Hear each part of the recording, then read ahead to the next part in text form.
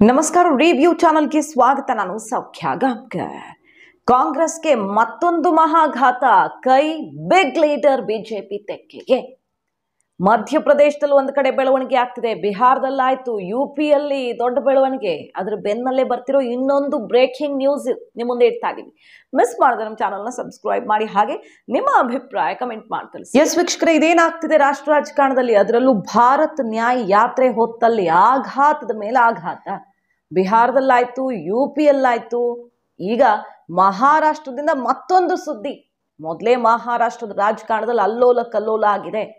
Shiv Sena NCP ಒಡೆದು ಹೋಳಾಗಿ ಯಾವ ರೀತಿಯಲ್ಲಿ ಸರ್ಕಾರ ರಚನೆ ಆಯಿತು ಅನ್ನೋದೆಲ್ಲ ಗೊತ್ತು. ಮಹಾರಾಷ್ಟ್ರ ಮಾದರಿ ಅನ್ನೋದೇ ಒಂದು ಚರ್ಚೆಯಾಗುವಾಗ ಮತ್ತೊಂದು ಮಹಾ ಬೆಳವಣಿಗೆಯಲ್ಲಿ ಅಶೋಕ್ ಚಾವನ್, ಕಾಂಗ್ರೆಸ್ನ ಪ್ರಮುಖ ನಾಯಕ, ಮಾಜಿ ಮುಖ್ಯಮಂತ್ರಿ, ಮಹಾರಾಷ್ಟ್ರದ ಮಾಜಿ ಮುಖ್ಯಮಂತ್ರಿ ಕಾಂಗ್ರೆಸ್ ತೊರೆದು ಕಮಲ ಹಿಡಿಯೋ ದಿನಾಂಕನೂ ಫಿಕ್ಸ್ ಆಗ್ಬಿಟ್ಟಿದೆ, ಮುಹೂರ್ತ ನಿಗದಿ ಆಗ್ಬಿಟ್ಟಿದೆ. ಬಹುತೇಕ ಇವತ್ತೇ ಆಗತ್ತೆ.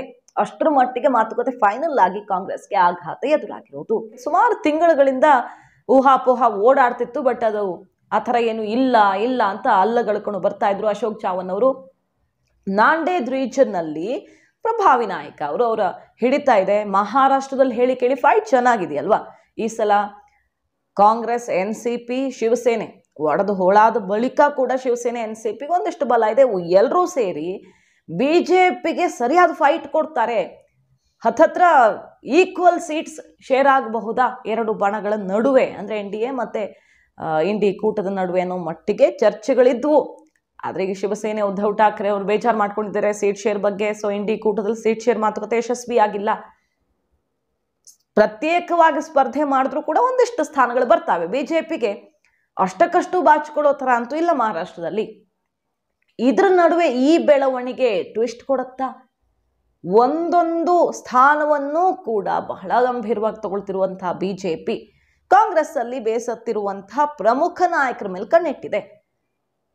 ಇವರು ಮಹಾವಿಕಾಸ್ ಅಘಾಡಿ ಸರ್ಕಾರ ಇದ್ದಾಗಲೇ ಬೇಜಾರಲ್ಲಿದ್ರು. ಕ್ಷೇತ್ರಕ್ಕೆ ಅಥವಾ ಅವ್ರು ಕೇಳಿದಂಥ ಕೆಲಸಕ್ಕೆ ಸರಿಯಾದಂತಹ ರೆಸ್ಪಾನ್ಸ್ ಸಿಗ್ತಿಲ್ಲ, ಫಂಡ್ ಸಿಗ್ತಿಲ್ಲ ಅನ್ನುವಂಥ ಬೇಜಾರಿತ್ತು. ಅವರ ಸಕ್ಕರೆ ಕಾರ್ಖಾನೆ ಬೇರೆ ಸಿಕ್ಕಾಪಟ್ಟೆ ಲಾಸ್ಗೆ ಹೋಗ್ಬಿಟ್ಟಿತ್ತು. ಆದರೆ ಬಿಜೆಪಿ ಮೈತ್ರಿ ಸರ್ಕಾರ ರಚನೆ ಆದ ಮೇಲೆ ಅಲ್ಲಿ ಅಶೋಕ್ ಚಾವನ್ ಅವ್ರಿಗೆ ತಮ್ಮ ಸರ್ಕಾರ ಇದ್ದಾಗನಕ್ಕಿಂತ ಹೆಚ್ಚು ಲಾಭ ಆಗೋಕೆ ಶುರುವಾಯಿತು ಅಂತ ಬಿಜೆಪಿಗರೇ ಹೇಳ್ತಾರೆ.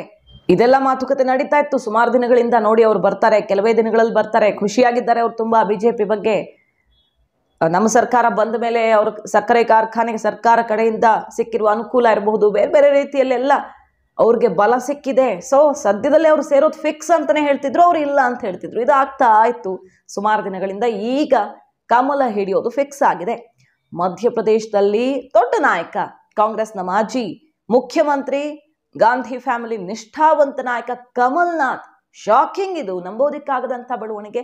ಅವರು ಬಿಜೆಪಿ ಸೇರ್ತಾರಾ ಅನ್ನೋದ್ರ ಬಗ್ಗೆ ದೊಡ್ಡ ಮಟ್ಟದಲ್ಲೇ ಬೆಳವಣಿಗೆ ಆಗ್ತಿದೆ. ಮಾರ್ಚ್ 3-4 ಹೊತ್ತಿಗೆ ಅಲ್ಲಿಗೆ ರಾಹುಲ್ ಗಾಂಧಿ ನ್ಯಾಯ ಯಾತ್ರೆ ಎಂಟ್ರಿ ಆಗುವಾಗಲೇ ಅನೌನ್ಸ್ಮೆಂಟ್ ಆಗುತ್ತೆ ಅನ್ನೋ ಥರದ್ದೆಲ್ಲ ಚರ್ಚೆ ಆಗ್ತಿದೆ. ಈ ಹೊತ್ತಲ್ಲಿ ಮಹಾರಾಷ್ಟ್ರದಲ್ಲಿ ಒಂದು ಶಾಕ್ ನೋಡಿ. ಮೊನ್ನೆಯಷ್ಟೇ ರಾಹುಲ್ ಗಾಂಧಿ ಆಪ್ತ ಬಣದಲ್ಲಿ ಗುರುತಿಸ್ಕೊಂಡಿದ್ದಂತಹ ನಾಯಕ ಮಹಾರಾಷ್ಟ್ರದಲ್ಲಿ ಶಿವಸೇನೆ ಸೇರಿದ್ರು. ಆ ಮೂಲಕ ಅವರು ಕೂಡ ಪರೋಕ್ಷವಾಗಿ ಬಿಜೆಪಿ ತೆಕ್ಕೆಗೆ ಬಿದ್ದಂಗಾಯ್ತು. ಅಂದ್ರೆ ಅವರ ಮಿತ್ರ ಪಕ್ಷದ ಜೊತೆಗೆ ಸೇರುವ ಮೂಲಕ. ಮೆಲೆಂಡಿಯವರ ರಾಹುಲ್ ಗಾಂಧಿ ಅವ್ರಿಗೆ ಬಹಳ ಹತ್ತಿರದಲ್ಲಿದ್ದವರು. ಸುಮಾರು ಜನ ಇಂತಹ ಯುವ ನಾಯಕರು ಕೈ ಕೊಟ್ಟಿದ್ದು ಇತ್ತೀಚೆಗೆ ಒಂದಲ್ಲ ಎರಡಲ್ಲ ಅನ್ನೋದ್ರ ಬಗ್ಗೆ ದೊಡ್ಡ ಮಟ್ಟದಲ್ಲಿ ಚರ್ಚೆ ಆಗಿತ್ತು. ಮಹಾರಾಷ್ಟ್ರದಲ್ಲಿ ಎಫೆಕ್ಟ್ ಆಗುತ್ತೆ ಇದು. ನ್ಯಾಯ ಯಾತ್ರೆ ಹೊತ್ತಲ್ಲಿ ಇನ್ನೇನೇನು ಆಗೋದಿಕ್ಕಿದೆ ಅನ್ನೋ ಚರ್ಚೆ ಆಗ್ತಿರೋ ಹೊತ್ತಲ್ಲೇ ಮತ್ತೊಬ್ಬ ನಾಯಕ, ಮಹಾರಾಷ್ಟ್ರದ ಪ್ರಭಾವಿ ನಾಯಕ, ಮಾಜಿ ಮುಖ್ಯಮಂತ್ರಿ ಈಗ ಕಾಂಗ್ರೆಸ್ಗೆ ಕೊಟ್ಟಿರುವ ಶಾಕ್. ಸೊ ಇದೊಂದು ರೀತಿಯಲ್ಲಿ ನರೇಷನ್ ಬಿಲ್ಡ್ ಆಗುತ್ತೆ, ಒಂದು ಅಲೆ ಸೃಷ್ಟಿಸುತ್ತೆ ಜನಕ್ಕೆ. ಎಲ್ಲ ಬಿಜೆಪಿ ಕಡೆ ಹೋಗ್ತಿದ್ದಾರಪ್ಪ, ಕಾಂಗ್ರೆಸ್ ಅಲ್ಲಿ ಯಾರು ಇರೋಕೆ ಇಷ್ಟನೇ ಪಡ್ತಿಲ್ವಾ, ನಿಷ್ಠಾವಂತರು ಸೀನಿಯರ್ಸೇ ಹೋಗ್ತಿದ್ದಾರೆ ಅಂದಮೇಲೆ ಇನ್ನೇನು ಉಳ್ಕೊಂಡಿದೆ ಅನ್ನುವಂಥದ್ದೊಂದು ಅಭಿಪ್ರಾಯ ಸೃಷ್ಟಿಸೋದಿಕ್ಕೆ ಇದು ಅನುಕೂಲ ಆಗಬಹುದು. ಬಿಹಾರದಲ್ಲಿ ನಿತೀಶ್ ಕುಮಾರ್ ಅವರು NDA ಜೊತೆಗೆ ಸೇರ್ಕೊಂಡಿದ್ದು, ಯುಪಿಯಲ್ಲಿ ಇಂಡಿ ಕೂಟದ ಭಾಗವಾಗಿದ್ದ RLD ಶಾಕ್ ಕೊಟ್ಟಿದ್ದು, ಈಗ ಮಹಾರಾಷ್ಟ್ರದ ಈ ಬೆಳವಣಿಗೆ, ಇವೆಲ್ಲ ಬಿಜೆಪಿಗರಿಗೆ ಒಂದ್ ರೀತಿ ಅಲ್ಲಿನ ಕೆಲವು ನಾಯಕರಿಗೆ ಆತಂಕನೂ ತರಿಸಿರಬಹುದು. ಏನಪ್ಪಾ ಇದು, ಅವಶ್ಯಕತೆಗಿಂತ ಹೆಚ್ಚು ಆಪರೇಷನ್ ಆಗ್ತಿದೆಯಾ, ಎಲ್ಲರೂ ಬರ್ತಿದ್ದಾರೆ, ಇಲ್ಲಿ ಬಂದು ಅವ್ರೇನ್ ಮಾಡ್ತಾರೆ, ನಾವೇನ್ ಮಾಡೋದು, ಸುಮ್ಮನೆ ಗೊಂದಲವಾ ಅನ್ನೋದೆಲ್ಲ ಪ್ರಶ್ನೆ ಇದ್ರು. ಈ ಎಲೆಕ್ಷನ್ಗೆ 400+ ಟಾರ್ಗೆಟ್ಗೆ ಇದು ಅನಿವಾರ್ಯ ಅನ್ನೋ ಲೆಕ್ಕಾಚಾರವ. ಪ್ರಭಾವಿ ನಾಯಕರು ಯಾರಿದ್ದಾರೋ ಅವರಾಗೆ ಬರೋಕೆ ರೆಡಿ ಇರೋರು, ಸಿದ್ಧಾಂತ ಒಪ್ಕೊಳ್ಳೋಕೆ ಸಿದ್ಧ ಇರೋರು, ಕಾಂಗ್ರೆಸ್ ಮೇಲೆ ಮುನಿಸ್ಕೊಂಡಿರೋರು ಅಂಥವ್ರನ್ನ ಸಾಧ್ಯವಾದಷ್ಟು ಕರ್ಕೊಂಡು ಬರುವ ಟಾಸ್ಕ್ ಅನ್ನು ಹೈಕಮಾಂಡ್ ಕೊಟ್ಟಂಗೆ ಕಾಣಿಸ್ತಾ ಇದೆ. ಕಾದ್ ನೋಡ್ಬೇಕು ಭಾರತ್ ನ್ಯಾಯ ಯಾತ್ರೆ ಮುಗಿಯೋಷ್ಟೊತ್ತಿಗೆ ಇನ್ನೇನೇನಾಗೋದಿಕ್ಕಿದೆ ಅಂತ.